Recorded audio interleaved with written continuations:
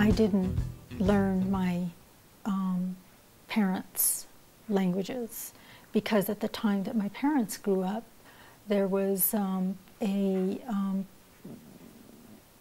was pressure, there was policy in place that said that Indians should speak English. They should not speak their own languages. They went to boarding schools where, in fact, you know, the children were punished for speaking their own languages.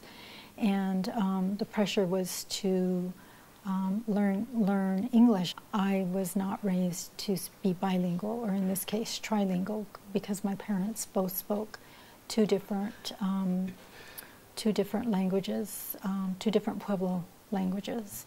I can speak English, but when I come home, I am not fluent. I am not able to speak my own language, and so, in a sense, the difficulty that my parents faced is flipped in the sense that because their language was native language, that was their primary language, when they entered the dominant society in which English was the language they needed to speak, they had to overcome that challenge. For me, it's the reverse. When I come into my own community and I don't speak my language, that's a challenge for me. So it's almost like we're in the reverse situation. I think that you really need to work at keeping an indigenous identity. An indigenous identity is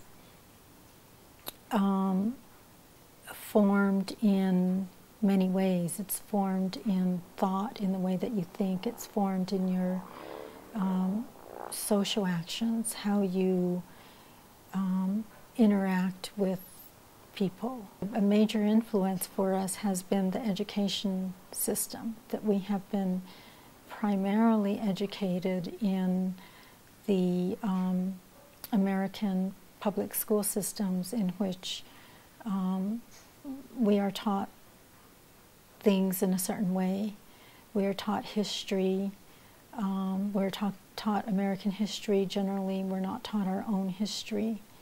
We're taught political science or civics, political science. We're not taught our own civics and political science of our own people, and so that it really there really is a struggle in a sense to know, you know, your own history, to know your own political structure, to know you know, who and basically who you are. I've written a little bit about, you know, as a lawyer, what it means to work within your own community, and in some respect have touched on this idea of moving between two different spaces, this difference between what I call white space and brown space, and that if you're a professional who is going to be moving between white space and brown space, what does that mean? You know, what sort of tools do you need in order to help you make these transitions?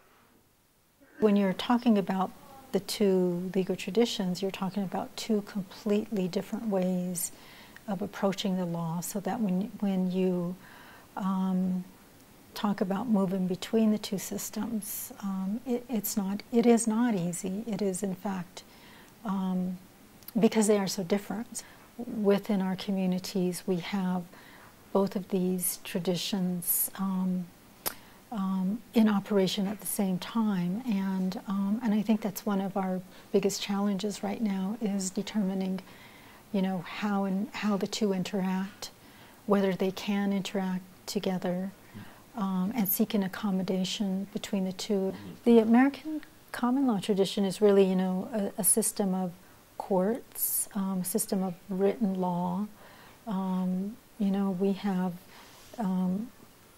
constitutions, we have statutes, we have codes, and, you know, pretty much everything's in writing. We have judges who further elaborate on what the law is.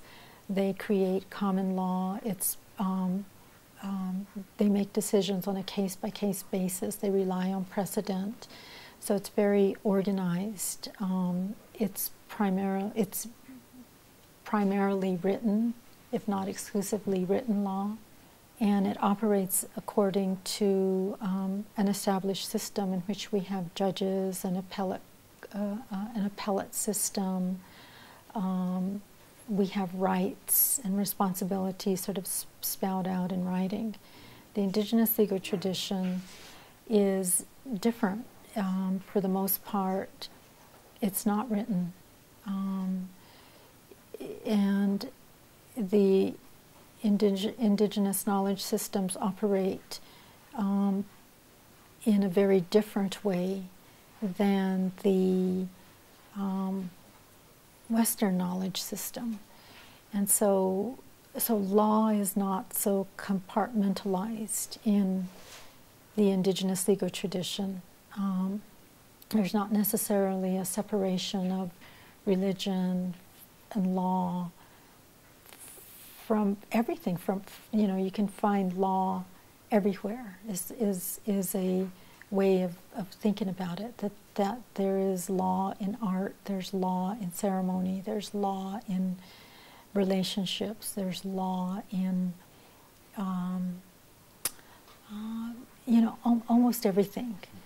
And it's not necessarily written in the same way. You can't go to an Indian community and find all the law in one place and pull it off of the shelf like you can in the common law tradition, the American common law tradition. So it's not compartmentalized. And the way that I've heard that makes the most sense to me is that indigenous knowledge stems from an ecological order. And so that means then that law is very specific to place and to people. And it's linked to the natural order of things.